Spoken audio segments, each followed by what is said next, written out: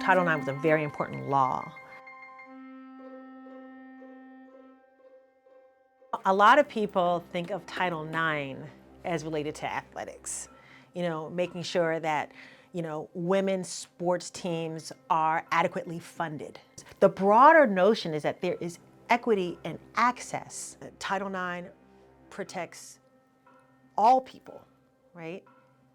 Regardless of how they identify in terms of their gender identity and expression. That they will have equal access to education, they'll have equal access to participation. What we're talking about now is what are the policies in schools that are inhibiting students from being able to express themselves fully in the school environment.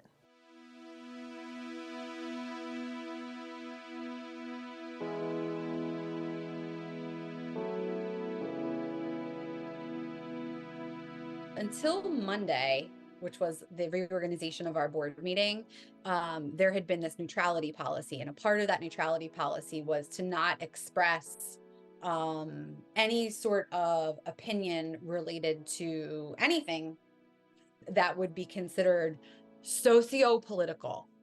The nature of the policy was written in a vague enough way that left a lot of room for interpretation. So you would have folks who, teachers who would think, I'm afraid to say anything now. Restrictive policies are not just about what students are allowed to read or say, but they also apply to the way a student dresses. All of my schools in elementary school until I got to high school, they would always implement some kind of dress code.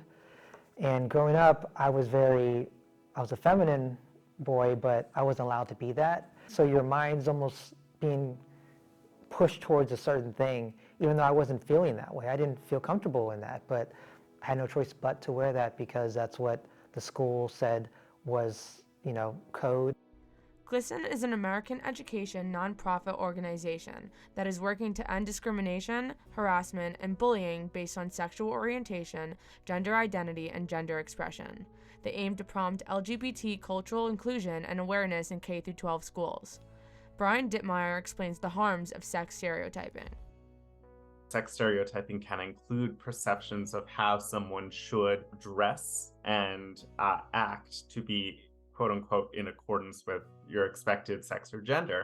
Approximately 1 in 5 students are disciplined because they are wearing clothes that are consistent with their gender identity. And so that higher level of discipline and punishment by school officials has adverse effects because what it does is it leads LGBTQ children to withdraw from their school environment, so they have lower sense of school belonging, and that can affect their academic performance. Clothes don't have gender, so when you put a gender on it, when you label a gender on it, it makes a kid feel like that's what they have to do, because if they don't, there's going to be repercussions.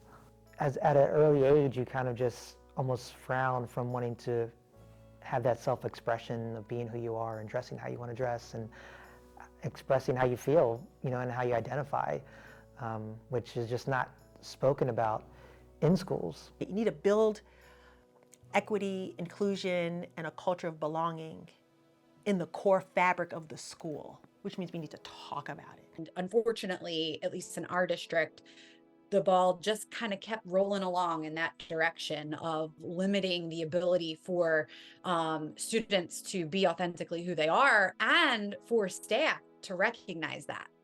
Moving into the 21-22 school year, we saw a lot more of the same. That's when pride flags were banned from classrooms. The banning of the pride flags was masked in this idea that there was some form of indoctrination happening. 45% of parents of children in elementary school say either it is a bad thing that their children have learned about gender identity, or it's a good thing that they have not.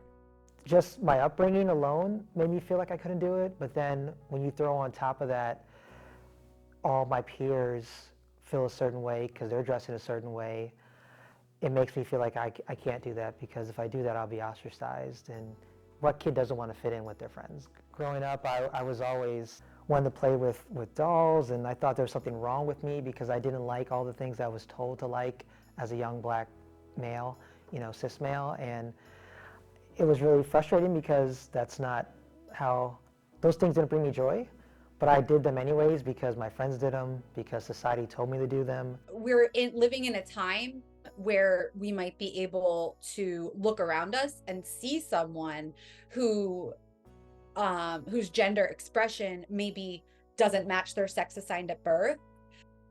Nancy Flanagan Kelly explains how her school district has been at the center of controversy in recent years. As of August 1st, they have banned 2 LGBTQ books, Gender Queer and This Book is Gay. The review process was so convoluted and so long and required so much time, energy, and money, because the people on these review committees would have to be paid for their work, that essentially we were doing the same thing that the neutrality policy did, because we were creating a policy that created so much confusion that these books would be removed from the shelves during the challenge process. Nearly half of 2,571 unique book titles challenged across the nation were written by or about LGBTQ people. Majority of the books that were challenged, they were books that included queer or trans characters, or were written by queer or trans authors. They want to see themselves reflected in these books. That's celebrating queer love and queer joy.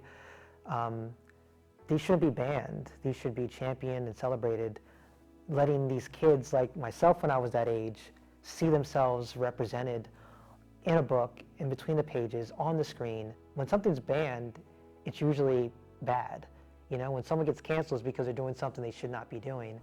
So if they see a book about themselves being banned, they're automatically going to say, well, maybe I should not come out. Maybe I shouldn't wear this dress to school, because it's frowned upon if you even read about it, let alone actually do it. If they don't have exposure to the content, to the books, to the videos, to the literature, you know, if we're not allowing them an education to understand what that person's perspective might be, or what their history might be, or what their feelings associated with their gender might be, then that person is always going to appear to that child and that person as they grow older as odd or weird or strange in some way. It just shows you how as a society we just kind of just beat it into these kids' heads that you can't do that, you can't be that, you can't wear that, you know. And then when you're older and you're wiser and you're done being in the limelight, you can come out and you can be who you want to be.